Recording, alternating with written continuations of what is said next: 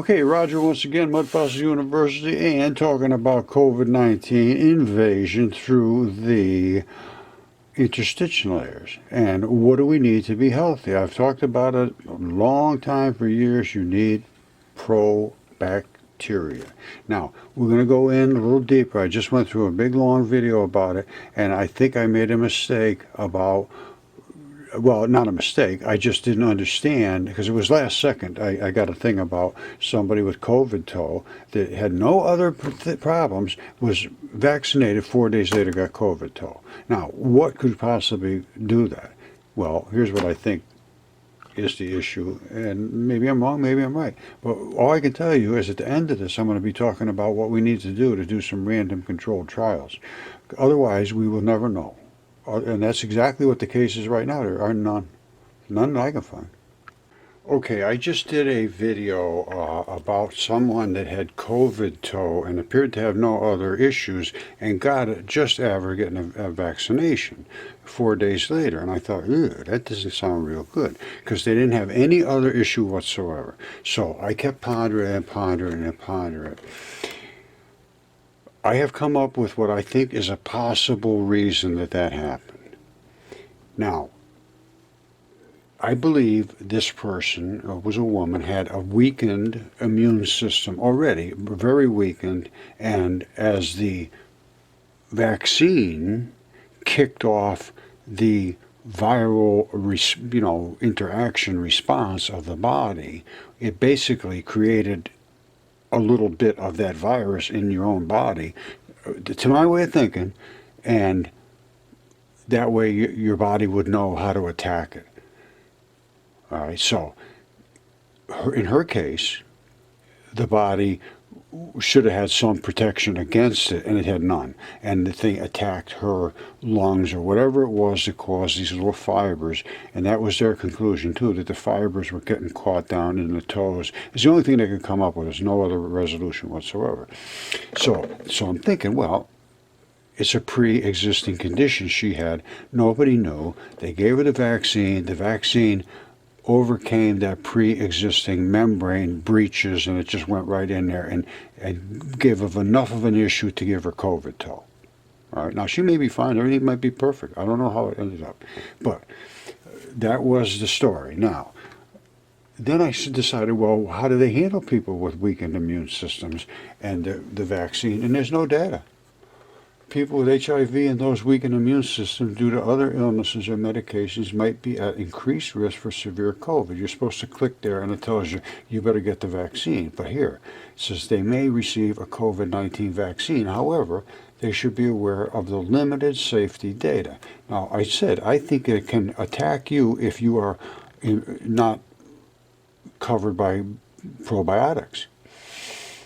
Information about the safety of COVID vaccines for people who have weakened immune systems in this group is not yet available. People living with HIV were included in clinical trials, though safety data specific to this group are not yet available at this time.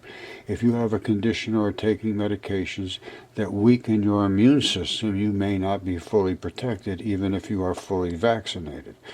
In other words, they also know that you're still open to invasion because you never fix the issue, and the issue is your immune system. Now, I have a very, very, very simple way, and I got it all written out here right now. Let's take a look at it. If you have autoimmune, people with autoimmune may receive COVID. However, they should be aware no data currently available on the safety of the vaccine for people with autoimmune conditions. That's virtually all diseases or autoimmune conditions in my world. To date, no cases of GBS have been reported following vaccination of participants.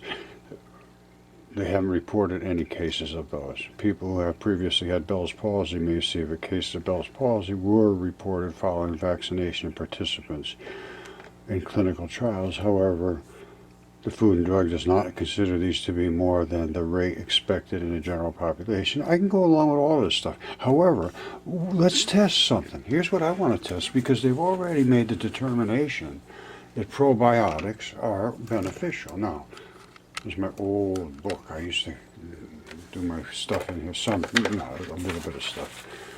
Now, what do we got here? probiotics, we need a random controlled trial, RCT, random controlled trial, RTC, whatever, good enough. Run for 30 days. We need people with pre-existing conditions and not pre-existing conditions. And it would be nice to say what they are, one after the other, after the other, after the other, because some people have a ton of them, and how severe it is. People that don't have any of them, well, that's good. But they should be checked out to be verified that these things are true when we start, would be the best. But both of them should get 30 days ahead of time. Both groups, 1 and 2, should get probiotics in bulk. All right, so they're both being treated with probiotics 30 days ahead of getting their shot. Both should, both groups in the second group would have no probiotics, so they're just getting it. But they already still have pre-existing conditions, and some without. So we want to see, is there a big difference in these two and these two when we get done? And we want to test before and during and after for fibrils in the toes, if possible, to see what is floating around in the very end of with the terminal positions in your toes, they call it. From you got an artery on one side and a vein over here, and in between you got all these little bitty things going over, and the blood has to flow through there, and I believe it's getting stuck in there and collecting. And then you get this red festering toes thing over here. All right, and your toenails up here, and you get it all the way down here, because the blood comes down here. There's a hole here, a hole here, and a hole here. And on this side is your vein. And then the vein comes back. The artery comes down. And your toenails here, and your toe is like around there. Now, it plugs up here. It can't get across. So all of a sudden, this gets real red and festery looking right on that side. That's what I found is so far in the research I did. I look, it's pretty good. So we want to test before, and we want to test any symptoms that happen, and we want to get them in real time, basically. We test pre-existing conditions also. Make sure that everything is real, and as much truth as we can get into it. We do blood tests before for metals and minerals that are in the blood. Cell count, sizes, what's in the marrow, what are we producing in the blood cells, because all of this plays in. I mean, you don't have to do this, but this is not necessary. I'm just throwing stuff in that could help. We want to see what are all the effects of all the things we're doing, because then we can back one thing out at a time and see what its effect is, if we want to. If it's working perfect, well, why do it? Anyway, we want to report all of the findings as often as possible, preferably daily. Anything that's a major change, real time, basically. I woke up this morning and my toe was throbbing, it was red, and it was nasty, pus was coming out. Yeah, we want to hear that. And then we want to, at the end of 30 days, not the years and then forget there's no results. At the end of 30 days, we give a report. All right, we total it up, and don't worry. If I had all that information, trust me, within 30 days, give me a day or two, I would know exactly what to say about it. And if I was wrong, I might be wrong. Who knows? But that's what you got to start a debate somewhere. You can't always say there's no data, there's no data, there's no data. Have a nice day. And that's what we got now. It's very disturbing, really, that I have shown, no question whatsoever, that probiotics, they say, not my words, National Institute of Health says, definitive role for probiotics in COVID-19. Right? And it said it can decrease the severity and mortality. Not my words. All right, so I think it's time to take their words to heart and start a little quick investigation. Within 30 days, we're going to know one way or the other. And I'm almost guarantee you that the people that had all these pre-existing conditions, we want to see, did the pre-existing condition change? Because I bet you a lot of them say, you know what, all this other stuff went away too. Because they're being invaded by something, and the probiotics are going to come in, and a lot of cases it seems to be doing what it's supposed to do, creating mucosa and serosa.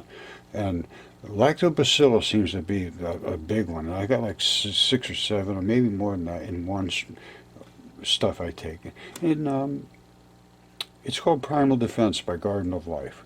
And they make it for kids in a powder. And I have a friend who had an autistic son. He's still a little bit autistic, but as long as he keeps getting his Primal Defense daily, it seems to work for him. He seems to have come out of it pretty good. And she puts it in ice cream because he won't take the big pills.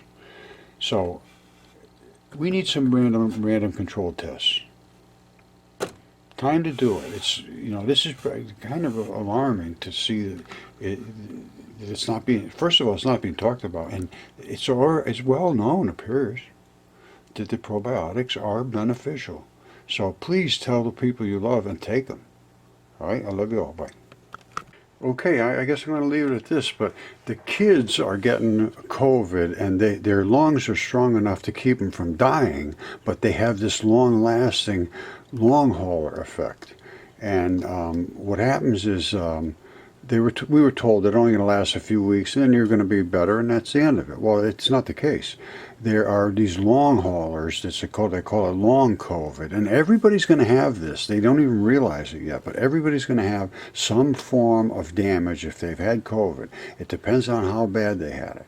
Now, if they were in the ICU and so forth, they're going to be long-lasting, severe long-lasting symptoms. Post-viral fatigue. Long haulers report fatigue, aching muscles, difficulty concentrating, all this stuff for months and months afterwards. Lasting organ damage. That is where those little springs that I talked about, I believe I talked about them, they break. And when they're broken, I don't know if they can be repaired. Maybe if you had the right bacteria, they could be, not sure. There's structural changes. Symptoms fluctuate, they move around the body because at certain areas they may fight back and get over the top of the COVID, but the COVID will move to some other unprotected area, and it floats around the body. It affects all ages. Now, I believe all of these things are happening. In my mind, if we tried the probiotics and tried to do a study, because there is none done, and we do some form of a study and at least get some coincidental evidence, which I've already gotten, that supports, well, you saw this. Probiotics in prevention and treatment of COVID-19. This is not me talking. This is the National Institute of Health. I showed you where they said saving lives, and they say that it seems to work. It has a good outcome. All right, that's what they say. Now, that's not me talking, so I've been knocked off of YouTube for a week. I can't post anymore. And if I talk about COVID, they're going to take me off because I'm saying what the National Institute of Health said. I didn't say anything other than that, and they won't allow it. So and I don't see the National Institute of Health coming up and saying, hey, probiotics are good. But they say it here, and this was only a few months ago. And all I hear all day long is, well, we wish we could do something about this COVID. And here we have something that could be done, and it's not even being talked about. And I've known this since day one, because I looked into the first autopsies that were ever done, and I understood what was happening to the fibers in the lungs. Primarily, that's where they were looking at that point. And the fibers were just all in a mess. They're supposed to be nice, and they were just all tangled up and torn up. And I said, oof, something's attacking this particular type of collagen. And you have those rubbery collagens all over your body, not just in your lungs. In other areas, they're not quite as dense. But your heart has them. All your blood vessels, they have to do that all day long. That's a spring action. So I'm going to leave it at this, but I hope there's somebody looks into this and at least gets the word out about probiotics and what the National Health Center is saying. That's all.